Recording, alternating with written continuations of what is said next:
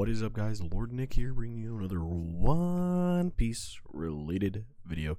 This video, guys, we're going into my early stages breakdown for OP10. We are about a month or so away, about a month and a half away. We're getting ever closer. The hype got to me. I ended up playing it. I had been experiencing a little bit of burnout with OP09. Not necessarily that I think it's that bad of a meta for Rebecca, but it's just kind of a boring locals meta for me recently, as pretty much everybody just plays Shanks and Dofi, and then the interspersed with a little bit of like Lucci's, which are just matchups that at this point I've played into the ground, so it's not necessarily all that fun for me, and I can kind of jump back in. There hasn't been a whole lot of evolving builds in my locals from those decks, so they all pretty much play the same as they did about a month ago. And then on top of that, I've been preparing for Flesh and Blood tournament actually this week. So because of that, I haven't put as much testing into OP09, but to kind of break away from that, I did a lot of testing in OP10 stuff on the sim. So this video is going to be going through the breakdowns of what I have done so far. And in terms of covering the matchups, we'll be covering the three, I think, hardest matchups that Rebecca will see in OP10 if we run into those matchups, at least from my early testing. So let's jump into the builds real quick, and then we're going to jump into the breakdown of it. So I have two main builds that I have tested out a decent amount so far. So the very first one that I tested out was the Orlombus build, as I'm calling it, and it's only an Orlombus build because everything that I am built around is building around Orlombus being the only big cost reducer. So we do have Scarlet and Suleiman to give supplemental support, but it is built around having a decent number of cards that are good for Orlombus, being Rebecca, Kiros, and Frankie. But also because of this, it is a much more value-heavy deck than potentially what Kuzamaki build has been traditionally. And what do I mean by that? So previously, the only two cards that really interacted with my trash to get cards back were Rebecca and Moncherie. We now have the inclusion of Frankie. Frankie is very good at getting specific cards back, Dressrosa cards, 3 cost and under, and he can do this either on block or through being KO'd by our Orlombus. It doesn't matter when, it's just on KO, you get a 3 cost or lower Dressrosa from trash back. So there are a lot of things that we can combo with Frankie out of our trash to get us a lot of potential reduction in possibilities, or just getting us back a Kiros. So for instance, if my opponent has a character that is 5 cost, I can play Orlombus after already having Frankie out, KO my Frankie with the Orlombus, get back a Kiros from trash, and pop a 5. We can also do that to get a Frankie, to get a Scarlet back, to then play a Kiros from hand, to pop a 7, or get a Suleiman, or if we just need value, we can use it to get a Rebecca, to get us some draw power, right? Like, there's so many combos that you can do with the Frankie, as well as just having him as a blocker that can help potentially set up the next turn, or give us a pseudo blocker that forces my opponent's hand to have to deal with it. And then we have the inevitability of Kuzamaki to back it up in the late game. And I am currently still running 6-drop Luffy over 7-drop, despite the fact that I think outside of the matchups that I'm going to be going over being our worst matchups, I think that 7 is generally better in most of the other ones, but 6 has its advantages in the fact that it has a 1k counter, and the fact that in some of the matchups that we are already kind of good into, they still rely on KOing as one of their main ways of dealing with cards, and he cannot be KO'd by an effect once per turn. And some of those decks that we're even good into like to build up big hand sizes, so even as we are playing for their board state, we have a character who is then ripping cards from their hand and threatening their board state. So if they want to maintain the characters, they're losing 1 extra card every single turn trying to keep their characters alive, until they are down to 4 cards in hand at least, which is very good. So for stuff like a Nell, this card is super strong, and then in the fact that it can't be KO'd by stuff, it's super good into some of our worst matchups, whereas 7-drop Luffy is good at being able to potentially remove 2 characters, but he doesn't have the same sticking power in terms of this Luffy. This Luffy's downside is he doesn't get to attack actives, and he only attacks once per turn, but he eats at the hand, he has a 1k counter, and he's harder to kill through KO effects. Now, he is susceptible to stuff like Gravity Blade, whereas 7-drop is not, but, minor downside. So outside of this build, we also have our Hajj Orlombus combo build. So this build is very much built around utilizing both of the cost reducers heavily. It is predominantly working on Zoro's still, like in the last build. Zoro is still our main KO'er, but instead of having something like Kiros's as a card to supplement for the Orlombus, we're using Moncheries. The only reason we're using Moncheries is because of my initial testing, I was using the new 1-drop Kabus, and Kabu seemed really, really good, but that's also because the sim has him as bottom decking a 1-cost character. That doesn't necessarily mean that he actually does that, though, because through the actual translations, it looks like he bounces to hand. Now, he might still be a valid use, but without being able to test that effect, I currently have moved to Moncherie, who has her actual effect, which is bounces a 4-cost Dressrosa character from our or higher from our field to then bounce a 4-cost from our opponent's field. And why this is somewhat useful is if we already have a Zoro established, we can play the Moncherie, bounce a 4-cost blocker out of the way from them. Use Orlombus if we have Zoro and Orlombus set up. So it does take a little bit of setup, but it's actually not that unheard of. Moncherie rests leader or stage. Orlombus KOs the Moncherie, but reduces something by 4. So an 8-drop is now reduced by 4. We play the Zoro, KO the 8-drop. So we've now gotten rid of an 8-drop and a 4-drop for 6 Dawn. And it didn't really cost us any cards because a card that we already had out that we could have pressured into our opponent's life or board state is now back in our hand and replayed.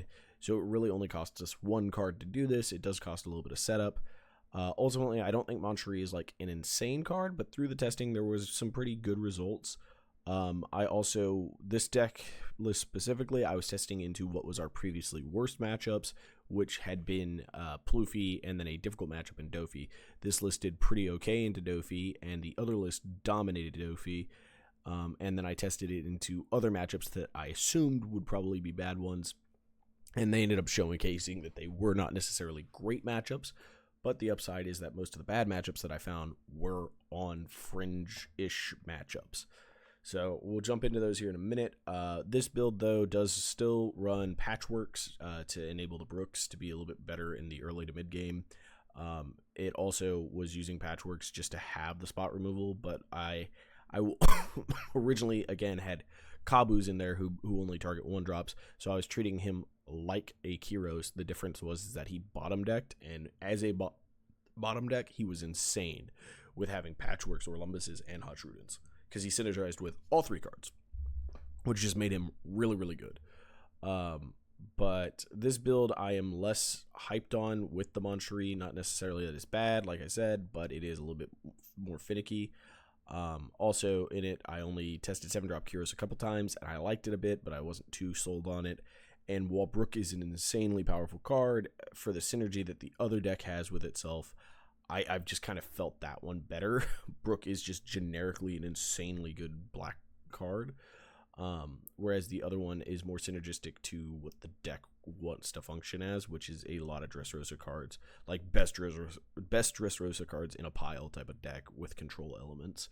Whereas this one is a more trying to utilize some of the best control pieces that are available, both to the fact that I'm Rebecca and in general. So kind of take your pick. They're both Kuzamaki builds, and I'm going to probably keep with Kuzamaki, despite that my initial thoughts on the set was going to be moving away from any non-Dressrosa cards in general. I still haven't done as much testing on those lists, but with the Kuzamaki ones, I was just enjoying it enough that I haven't really wanted to try those ones out yet. So with the Orlombus build, because this is the build that I think is the better of the two, I kind of wanted to go over what I thought our early turn game plans would look like between even and odd curve. And it's not necessarily going through anything fast. In this case, it only goes to turn 3 on the odd curve and turn 2 on the even curve. And the reason for that is because that is where the variance of what those turns will look like once you have that much Dawn happens. Otherwise, these are kind of the only real plays that you end up with on these curves.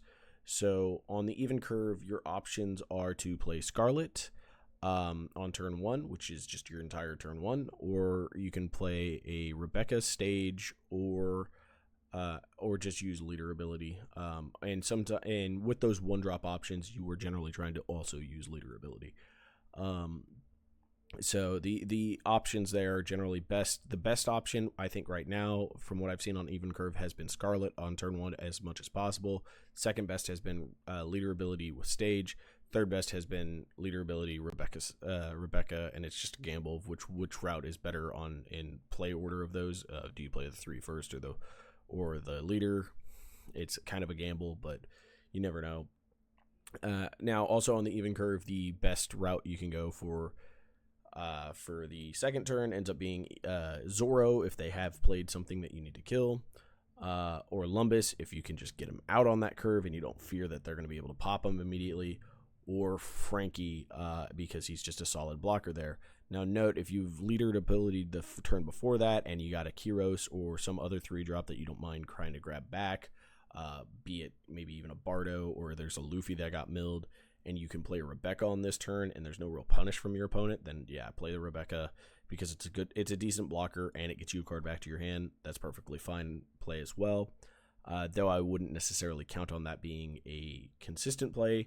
These are kind of the more consistent ones you want to go with. Kyros you can also, if you've set up the Scarlet the turn before, one of the really cool things you can do this turn into stuff like Dofi, for instance, is you can use Scarlet, play the Kyros, KO the Teach that they played, or use just the Kyros to KO a 1-drop that they have, because he can't hit a 4-drop here. But then you'd also play a Zoro and KO a 4-drop. So now you've cleared 2 of their characters, developed 2 of your characters. So even if they can bounce one of them, the other one is still there. And these cards are powerful combined together on the early plays. So for stuff like Dofi, this is a very powerful early one. So into decks that have generally some decently powerful early curves, even curve actually is a little bit better for us. For decks that take a little bit of time to set up, the odd curve is better for us because we get a lot more card advantage. So if they're taking time to set up and then they're going to be swinging into us a lot, odd curve is a little bit better because we have more abilities to just use our leader ability easier. There's more avenues that we want to set up to use our leader ability. So odd curve, turn 1, well, if you have stage, Rebecca Searcher, or leader ability, those are your options, right? And you don't always want to use one of those 2 1-drop options right off the bat, because it then puts you at 4 cards. Though it's not necessarily a terrible option, it's not the best option on this. What you actually do is you leader ability to get a card. Then because of that, if you have one of those 1-drops the following turn, if you don't have a play, then you leader ability with those 1-drops. So on the 3-Dawn turn, the best options would be Scarlet leader ability if you can, or Rebecca leader ability and stage, or Rebecca leader ability, or leader ability stage, or leader ability Rebecca. If you don't have the Scarlet, or if your opponent put out a 1-drop and you have a Kyros and you really kind of want to just develop an early board because you want to be something a little bit more aggressive, then you can also play the Kyros and pop something. That's not a terrible option. It's just not my preferred option there. Now, depending on what you've set up prior, determines what your 5-Dawn turn. 5-Dawn turn can just be a Sabo if that's what you have. That's not terrible. But you don't always want to set him up. It's better to try to get some of your setup cards or get some of your removal on board, removing any of the potential threats they may have set up. So that would be leader ability plus any 4-drop options that we discussed on the even curve. Playing a Kyros, like we said before, using a Scarlet to play the Kyros that you'd already done, plus leader ability. Your odd curve on the 3-Dawn on the 5-Dawn turn becomes very open. Though what I found on this has been more or less, I generally am playing Zoro using leader ability. Now, any of these I am not putting stage as like your optimal curve. Like, it is the optimal curve, but the chances of stage I found is a bit more high rolly early. If you can get it early, great. And there are certain matchups where you definitely want it in the first turn or 2. But it is not necessary in most matchups from what I found. It definitely makes it easier. It makes it faster. It makes it easier. Makes it much more pressure on your opponent. But because we are built around more on the fact that we are removing cards in this build, we are constantly just playing stuff to KO and remove characters. We don't necessarily have to have all that early removal, or we don't have to have that stage for extra early removal, because that is just swinging extra bodies. Now into Dofi, it is super nice, and that is like one of the pristine matchups that we definitely want the early stage. But if you don't find it, it's still winnable. I've tested into Dofi now. I think it is 9 times. I've lost once in this last week, which previously was unheard of for me and Rebecca. I was way closer to 50-50. Like, towards the beginning stages of when people were learning Dofi, yeah, I was beating them up. Now, where people have played Dofi and he hasn't changed like at all, and they've been playing him for months, the fact that I can then take Rebecca with new cards and having to learn a couple of new play lines, I actively was able to just start hammering through the Dofi matchup way easier. I was consistently in these matchups being able to get to Aramaki Kuzan on curve or even a turn late and still be at 3 to 4 life, because I was just constantly removing their board so much that they were only able to swing with 7Ks with their leader. And even when they were seeing lost to bounce stuff, I was playing out 2Ks like Bardo to be able to be a blocker or bounce back to hand. And so it was just doing that. Frankie was also an insane addition, because they didn't want to have to, like, bouncing him wasn't the terrible idea, but also bouncing him just gave me another 1K back. But if they didn't bounce him, he's just a blocker that then immediately either gets me card draw from my Rebecca's, which is sometimes needed, or sets me up for a Scarlet the following turn, or return me a Kyros to be able to threaten the board state again the following turn. So there was just a lot of bad options for them. And Frankie was a card that is punishing Dofi for me in a lot of ways, and is just nice to have. Yes, Kyros is a card where they'll be like, oh yeah, we just bounce the Kyros back to their hand. But that wasn't always fixing the problem for them. Sometimes it was causing other problems. And then Zoro was a card that was like, man, we need to deal with that, but like, they don't really have a good option of how to deal with him once he's on the board other than swinging into him. And anytime they have to swing into one of my characters is really good for me, because it's buying time for the Kuzamaki to come out. So with those kind of curve breakdowns, your early curves really kind of dictate the hands that you want to see. And so on both curves, you actually want to see very similar hands. It's just what you're playing for in those hands. So our first example hand here on the very top row, with the Kuzan Rebecca, the one-legged soldier can be either soldier or Bardo, seeing as we're only running 8 2Ks. Basically, it's just a 2K, and then Zoro stage. This would be like an obscenely optimal hand to have. Yes, I say we want to play Scarlet on even curve off half the time, but not having it is not that bad if we can follow it with like leader ability stage in its replacement. Or even on the odd curve, having these cards are just really good. So like that starting hand there is basically the optimal hand for either curve. And the reason you want the Kuzan there is just because it guarantees we're going to have it in the late game. And that after that, because we already have it, we can ditch away a lot of our counter characters, even if they're good characters for us, just because we're playing for that. As long as we don't need them in that current moment, we can just throw them away to get to the fact that we know we have the inevitable win con on our team. The second hand is a bit more of a kind of standard looking hand that I've tested it out. Now the Kyros sometimes is a Zoro, sometimes it's a stage, but ultimately as long as you have one removal character in your hand, it's perfectly fine. Here we have quite a few of our characters that are reducers, which is also fine because we're just going to be using leader abilities while setting these cards up. And in this situation, we'd be probably countering with either Orlombus or Suleiman and then using Rebecca to get those cards back. There's just so many combo lines and play lines that this gives us opportunity to, and drawing into other cards. This is a perfectly fine early game because it gives us some early threat and or early setup. Just kind of depends on the route we want to go with it. So ultimately, that's a perfectly fine hand as well. The last hand is probably the last kind of acceptable-ish hand, where you have double 2Ks, double Searcher, and a Zoro. The reason this is kind of an acceptable hand, though, is just due to the fact that we have the Zoro. If you have double Searcher, double 2K, and the other card, let's say, is just like stage, it's not bad. It's a perfectly fine hand to have, but we have no early game threat, and ultimately we have no setup either. The reason this one is fine is because we have a removal card in Zoro. He's a one card, just kill anything basically in the early game, and is a very good aggressively statted body, and then everything else is just counter or searching power. And we're perfectly okay with this because of the Zoro. If you do not have him, say, like, even if we replace Zoro with Kuzan, this is not an early hand I want, just even though it's defensive, that's all it is. And inevitably, we have to keep a lot of these in our hand just to defend with, opposed to being able to set up for our win condition. So you can either have a hand that is a setup hand, a hand that is much more defensive but also has an early game option, or one that hits kind of a little bit of the mixture of the two. There's a little bit of defense, some good early game options, and a great late game setup card. Or we have our mid-game setup cards with one okay KO option and some defensive options as well. So you kind of want a healthy mix of the cards in your hand setup early on, no matter which route it looks. And these are kind of the three distinct kind of routes it wants to look at.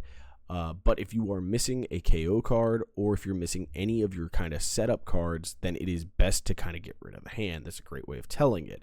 If this Zoro is replaced and it's not a stage, if this Zoro is replaced and it's not a Kyros, and it's not Orlombus, like, this is probably a good hand to get rid of. Like, despite having double searcher and leader ability potential, you still kind of want to get rid of it. So lastly, let's jump into matchups, guys. So the three matchups that I found to be the toughest in my OP10 testing so far, and now note these are some limited game testing, as I already kind of expected two, if not three, all three of these to be somewhat rough based off of the abilities of the leaders. So I've only tested each of these maybe 3 or 4 times each. Though I can't say that there's definitive difference feeling against the Lucci matchup as there was compared to before. A big part of that is due to the fact that Zoro is just so good at helping us answer some of the Lucci stuff.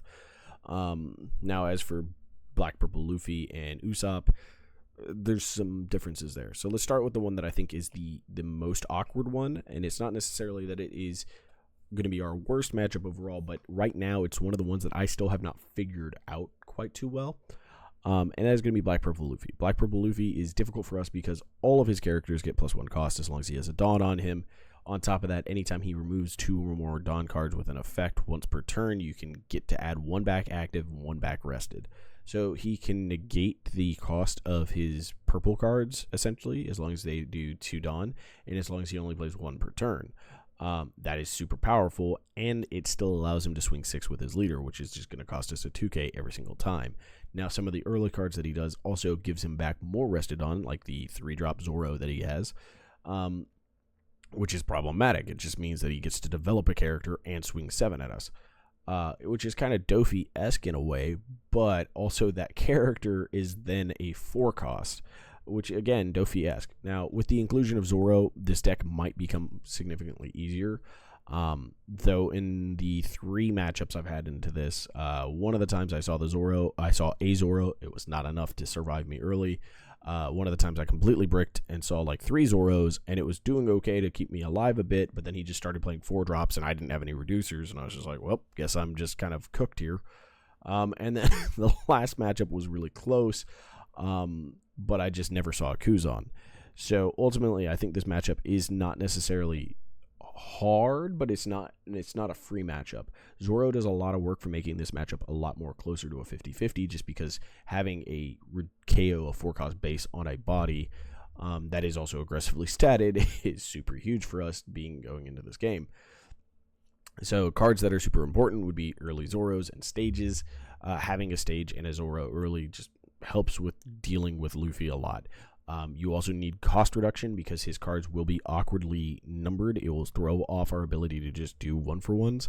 So stuff like Suleiman and Scarlet become super important in this matchup because a lot of his are 4 or 5 drops anyways, and so now they become 5 and 6 drops. So with Zoros, those 2 cards become super important. Blockers are also pretty nice. He does have his own share of removal, but if we are forcing him to play his removal, he's not setting up his blockers usually. So that then makes it more difficult for him to be able to protect his characters when he starts swinging with them. or protecting his own life. He will be forced to use 2Ks out of hand pretty often.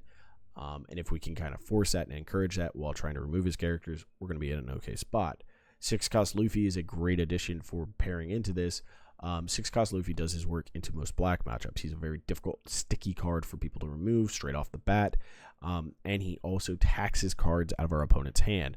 This deck does not like going low on cards, so anytime that I can swing a 7K at a 5K body and force him to discard a card, oftentimes means I'm going to get the body, because he's not going to just let it stay. He's not going to throw 2 more cards away or another card away just to keep it alive half the time, because he's just going to lose so much resources off of that. So the goal here is like any other kind of rush deck. You want to prevent the early damage as much as we can and play to clear the board. And with the Luffy, like I said, because he can't be KO'd by effects, he becomes a sticky nightmare for him and forces him to have to swing into our characters, which makes the keeping the early damage down way easier.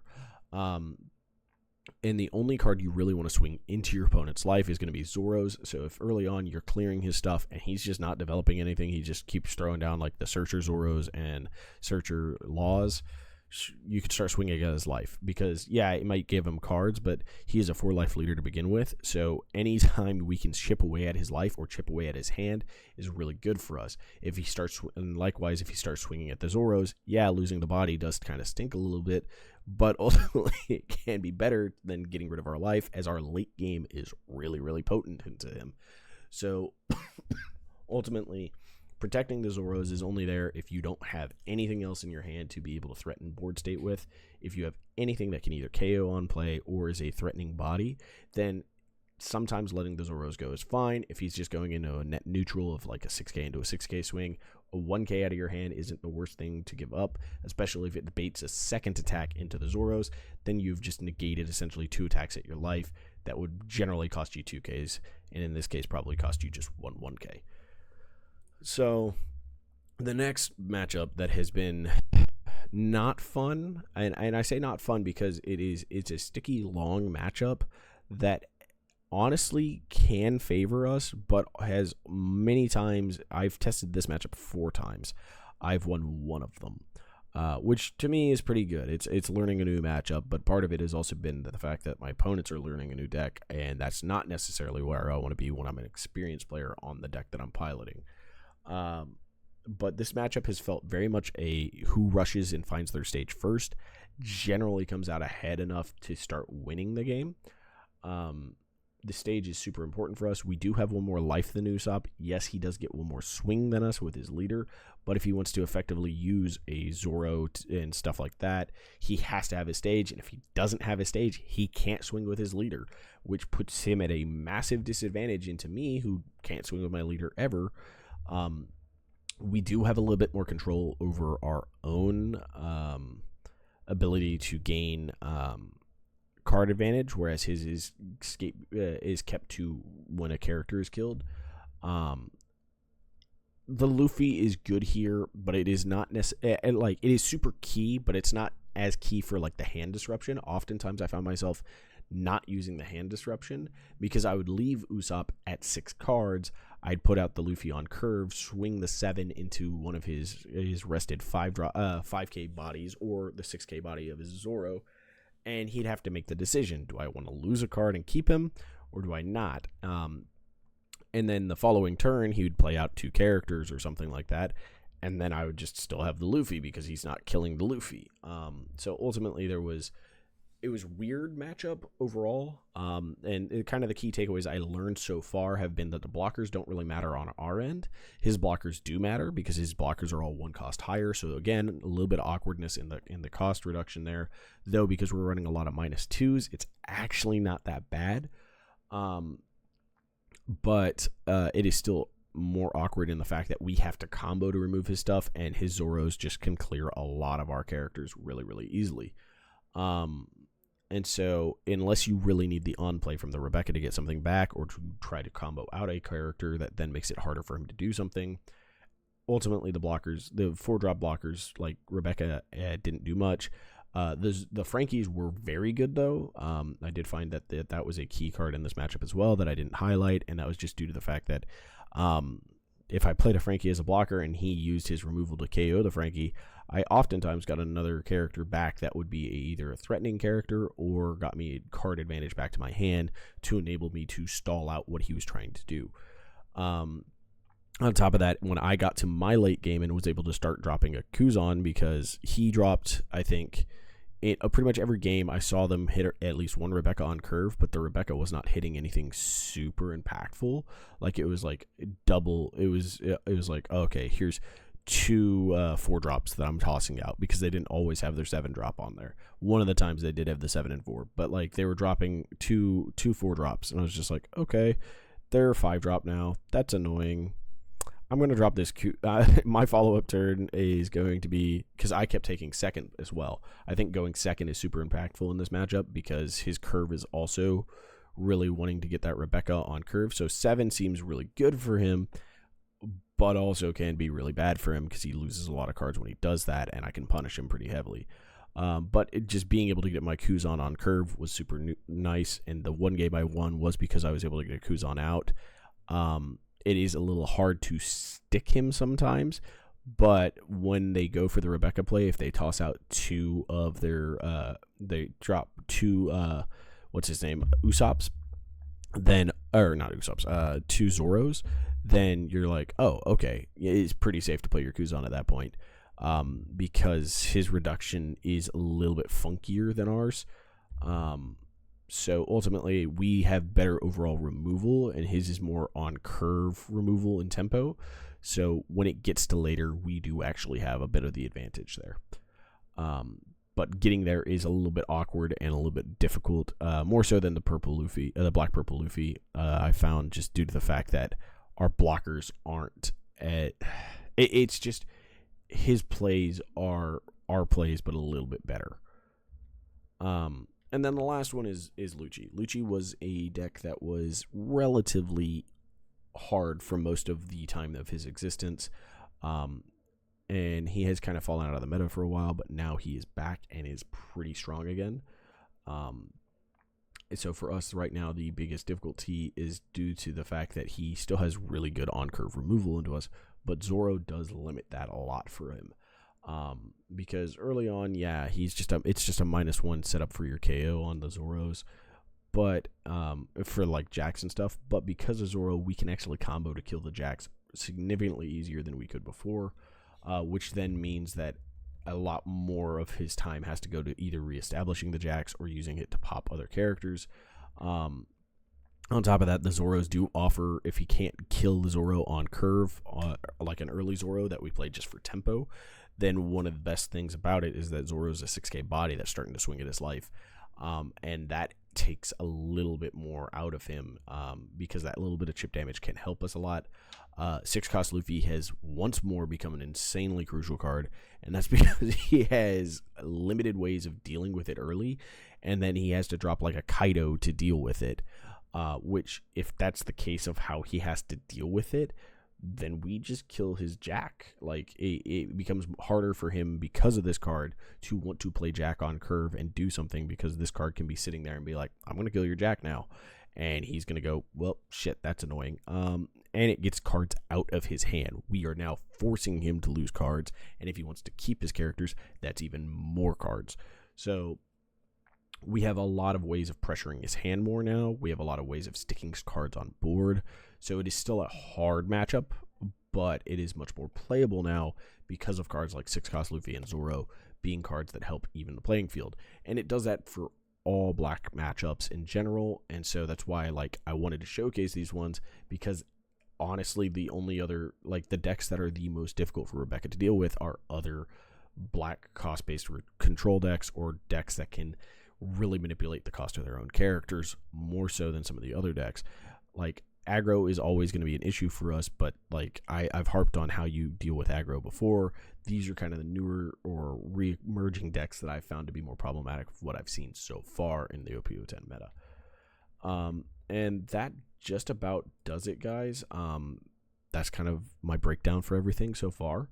Like, this is kind of a preliminary evaluation. I've done a decent amount of testing so far overall, but I've tested a lot of Dofi and a lot of Pluffy, as I thought these would be two of the more potent matchups. I've also tested Blackbeard a lot, All three of these matchups have either felt 50-50 or better. Pluffy being the worst feeling of them at 50-50. Blackbeard I haven't lost still, and then Dofi now, like I said, I'm now 8-1 against Dofi on my OP10 testing. So ultimately, I think that these matchups that are more meta related have become better for us, and that the ones that I have also then tested were ones that were a little bit more fringe or a little bit off meta, but also have the potential of becoming meta again, like Lucci. Usopp's probably going to be a meta deck, and then Black Purple Luffy, because there's going to be potentially 2 black decks in the format, might come back because he's pretty good into other black decks. So we may see like a Black Purple Luffy start coming back because of it, or start coming into the meta because of it. And so if that's the case, these are the 3 decks that I think we need to be most worried about. Now I need to test more into Smoshigi, which is the red green smoker. I've tested it like 2 times. One of the times the opponent quit early, and the other time felt pretty good, but also felt like if they get the Tashigi early, it is going to be a little bit more difficult to handle them, but it's just kind of a one that I might need to test into more. And then that's about it. If you guys want to see more meta breakdowns or more meta decks kind of profiling and kind of like matchup breakdowns, I'm willing to do that. I'm probably going to give updates now. We're going to back to building the weekly Becca reports and doing updates in regards to how my builds are going, how other people's builds are going, and then questions from the community. So if you guys are interested, feel free to join the Discord and let me know about what you guys want to know about in regards to Rebecca, and toss up questions so that I can post them on the videos and kind of go through them and give the deep dive week by week on it. And until next time, guys, I hope you have a wonderful, wonderful day. Bye, guys.